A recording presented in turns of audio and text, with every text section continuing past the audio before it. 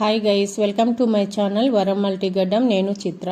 ఈరోజు వరం మల్టీగడ్డంలో అలసందలతో దోశ చేస్తాను. ఎలా చేయాలో చూపిస్తాను, ఒకసారి వచ్చేయండి. మరి దీనికోసం మనము ముందుగా 1 కప్పు అలసంద పప్పు, అలాగే 1 కప్పు రైస్ తీసుకుని మంచిగా కడిగి ఒక 5 అవర్స్ నానబెట్టుకోవాలి.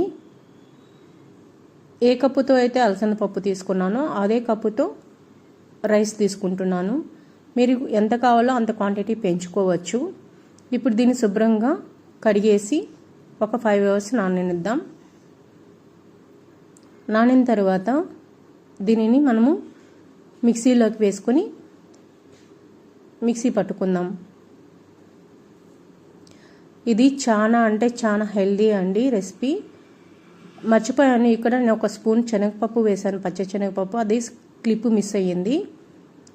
1 స్పూనే అండి, అది ఆప్షనల్, మీకు ఇష్టమైతే వేసుకోండి, లేదైనా పర్వాలేదు.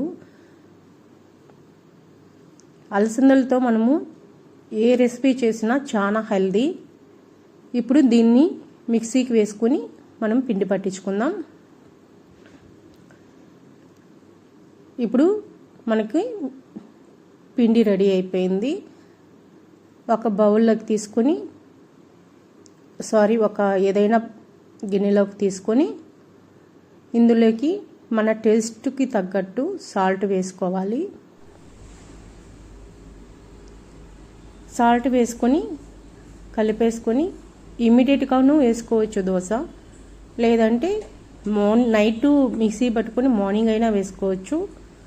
చాలా పల్చగా వస్తుంది, క్రిస్పీగా, చాలా టేస్టీగా ఉంటుంది. మీకు ఖచ్చితంగా నచ్చుతుంది, ఒకసారి ట్రై చేయండి.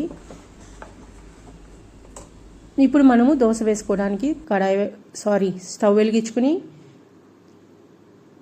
దోశ కడాయి పెట్టుకొని ఇప్పుడు దోశ వేసుకుందాం. మనం ఎంత పల్చగా వేస్తే అంత పల్చగా వస్తుందండి దోశ. టేస్ట్ కూడా అంతే బాగుంటుంది. వేసుకున్నాక కొద్దిగా ఆయిల్ అప్లై చేసుకుని ఆయిల్ అయినా వేసుకోవచ్చు, లేదా గీ అయినా వేసుకోవచ్చు, అది మీ ఆప్షనల్. ఎవరైనా కొత్తగా నా ఛానల్ చూస్తున్నట్టయితే ప్లీజ్ లైక్ చేసి, కామెంట్ చేసి, సబ్స్క్రైబ్ చేసుకోండి. ప్లీజ్ సపోర్ట్ మీ. ఇప్పటి వరకు నన్ను సపోర్ట్ చేస్తున్న వాళ్ళందరికీ చాలా థ్యాంక్స్ అండి. మీరు ఖచ్చితంగా ట్రై చేయండి, మీకు నచ్చుతుందని అనుకుంటున్నాను. ఎలా ఉందో నాకు కామెంట్ చేయండి. ఇది చేసుకోవడం కూడా చాలా ఈజీ అండి, పెద్ద ప్రాసెస్ కూడా కాదు. మనకి హెల్త్కి మంచిది, అలాగే తొందరగానూ అయిపోతుంది, పెద్ద ఇబ్బంది అవ్వదు. దీనికోసం పెద్ద ప్రాసెస్ ఏం కాదండి ఇది.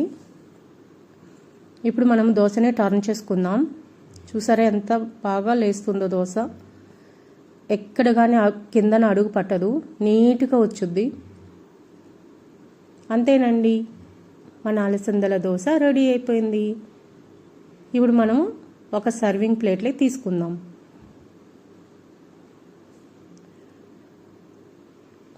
టేస్టీ అలసందల దోశ.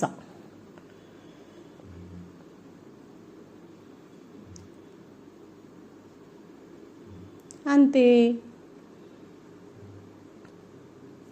సూపర్గా ఉంది కదా చూడడానికి colour. Thank you for watching. దీన్ని అల్లం చట్నీలో అయినా తినచ్చు, పల్లీ చట్నీతో అయినా తినచ్చు, కొబ్బరి చట్నీతో అయినా తినచ్చు. చాలా బాగుంటుంది.